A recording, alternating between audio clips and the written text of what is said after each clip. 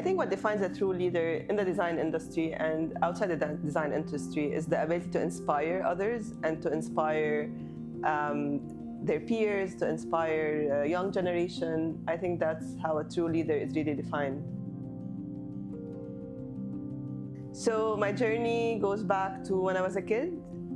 My dad owns a shop for paint, so I was always mesmerized by the idea of him mixing paint. So I used to stare at him mixing colors all the time. I think that's where my love for art and colors developed. And later, I think by the 9th grade, I knew I wanted to be an interior designer.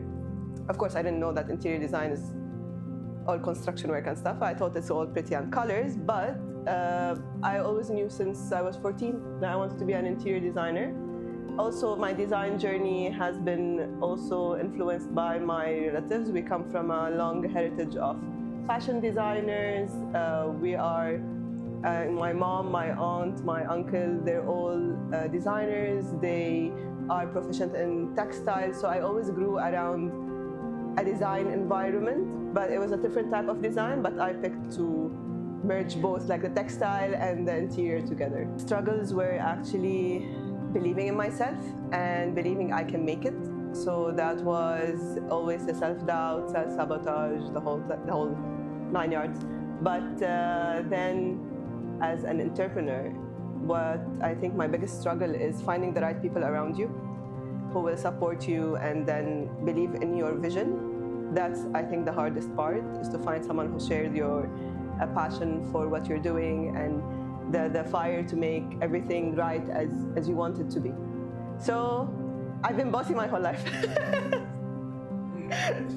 But so I've been doing it in Lebanon before. So the brand was born in Lebanon, and I started my own company for 2 years, and it was the most satisfying thing I have ever done. What made me do that is seeing the demand on interior designer and my parents trusting in me and supporting me on this journey. And I quit the full-time job. I said, you know what, I can do it and I'll do it. And somehow it always found a way to work itself out. And then when I came to Dubai, I needed to test the market more. So I was as a full-time interior designer at a company. And then it's funny how things work. The company was doing restructuring, so I thought it was always the dream to do this again, to launch Sara Slim Designs again. So I started it again. I think the turning point was the feedback of my clients, who I've been working with closely, and their vision in me. And then when they said that to me, like, we see you doing it and we support you all the way, that meant a lot to me. And then I gained that confidence in myself to launch the Sara Slim Designs again. As a leader and a designer, yes.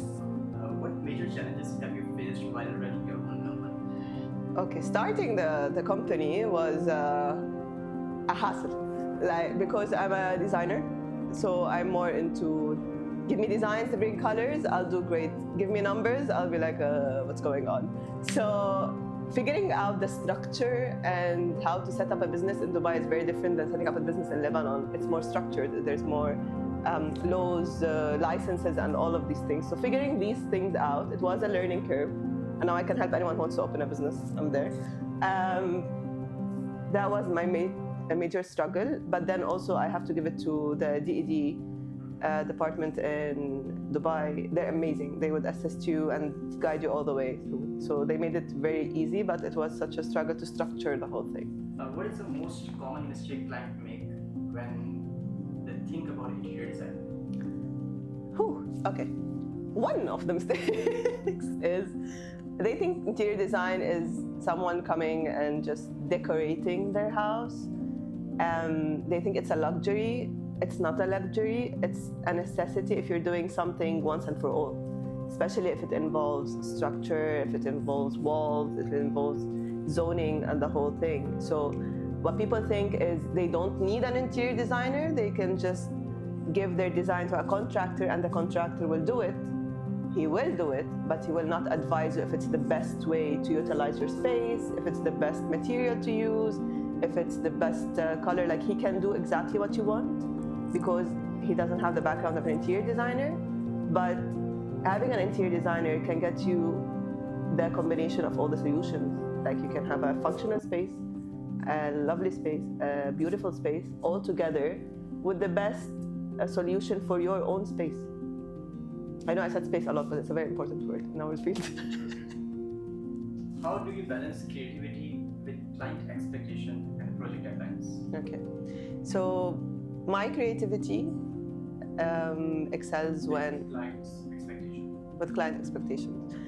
It's hard to match both. For me, I am an interior designer. If I'm designing your house, it's your house. If I'm designing your space, it's your space. So what's most important for me is for you to have your vision come true in your house. So it's not about what I like, it's about what you like and how we can reach the optimal solution where I can advise on aesthetics and functionality while creating your vision and making it come to life. So it's not about me, it's about the client all the time. So the myth about interior designer is what interior designer do, they color and they play with colors. I don't know that. So it's a bit. Yeah, it's a totally, yes. I wish it was true, but it's not what we do. We are on site, we draw plans, we're very technical. So interior designers are people who study like interior architecture, so study about material, the functionality of the space, how to navigate around the space. Like, it's all not just beautiful and styling. Like, there's a very different and core difference between a stylist and an interior designer. An interior designer is someone who studied for 4 years about, I don't know, the load of a beam, about the hollow block of a wall, how can you knock it down, what's the materials, the load, where the screw goes. Like, it's very detailed job rather than just coming and fluffing some pillows. Like, this is a totally different. But somehow people don't differentiate between a stylist and an interior designer. An interior designer is not a stylist. He's like, I want to say semi-engineer, but not a total engineer. We don't take that responsibility, but we make things pretty with some technicalities. So, what trend do you believe will shape the future of interior design? I'm loving the trend that's emerging nowadays. It's about individuality. So I think that will shape our future because I think people are bored with white, beige, and grays and neutral colors, which is fine if you like it, but also now the trend, and I think it will be there to stay, is finding pieces that are relatable to you and it identifies your design, your style, and they have a story. So I think that's the trend, and I hope it stays because it makes every house so unique. You don't want your house to look like a catalog from a magazine. You want it to be like if you're entertaining, you want to talk about the stuff. You want to talk about the story of this piece. You want someone to just walk in your house and know what's your character. If you're a calm person, if you're a person who likes colors, this space has to describe the people who live in it, which is, thank God, it's what's happening nowadays, and I think it's here to stay. So, what is one design principle or technique everyone should know before redesigning their space? Everyone should know that function and aesthetics go together. It's not just a functional space, or it's not just an aesthetic space. You cannot imagine the number of times I went to people's houses and they have pieces that they don't use because it's not comfortable or it doesn't work in the space, but it looks nice. So everyone should know that when you're thinking about a piece, about the function of a piece, about the aesthetics of the piece, dimensions, size is dimensions is a very important point that people overlook. You need items that fit in the space. So mainly aesthetic, function, they should go together. So for the people who don't know about designs, yes, how you will explain the functional? Function is how you use the space. So one of my questions for the clients would be, tell me how you use the space. Tell me how your day goes. You wake up, you go to the bathroom directly, or you wake up and you like to have a cup of coffee next to your bed.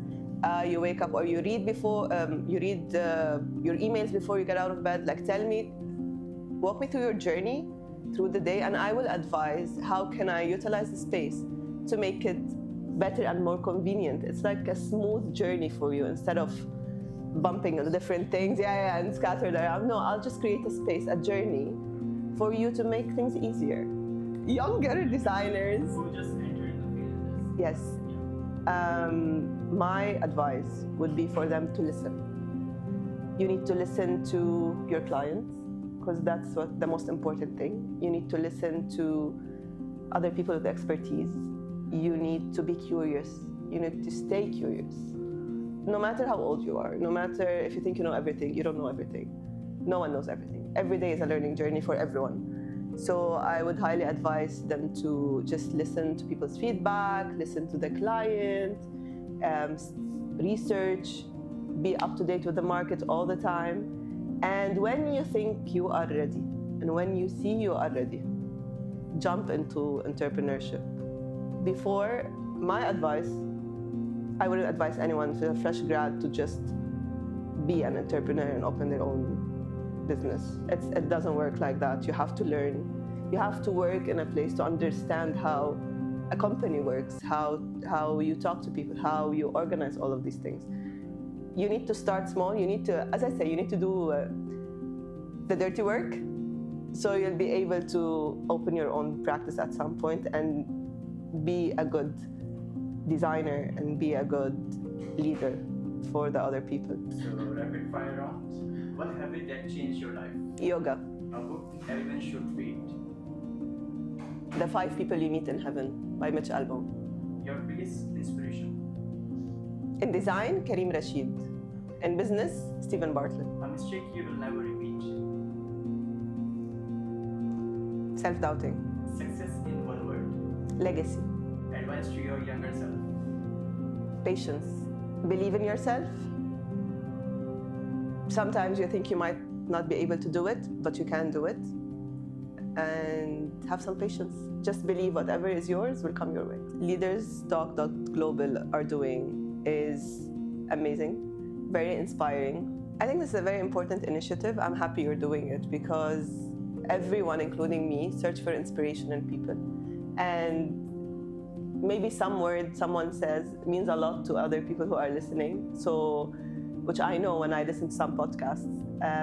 I think it's an amazing thing you're doing and it's helping a lot of people. I hope you keep doing it and you don't lose faith in it. And it's very inspiring to listen to other leaders also and on their journey, and see how their journey is and compare it to your journey and see how we can evolve. So the questions are amazing. Very deep, took me some time to prepare. And I like the fire round, so let's keep that. Well, and it's been a pleasure.